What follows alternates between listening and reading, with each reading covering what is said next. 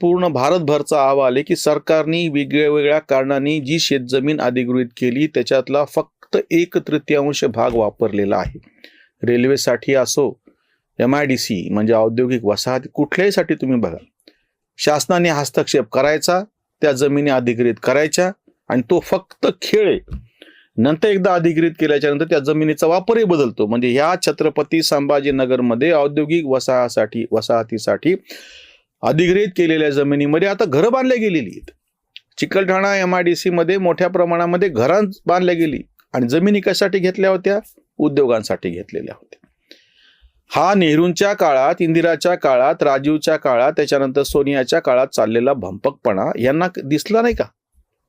आज जे शक्तीपीठाला विरोध करायला लागलेत, तुमचं जे काही समस्या असतील तुम्ही समोर या, त्याला किती भाव पाहिजे याच्यावरती वाद होऊ शकतो.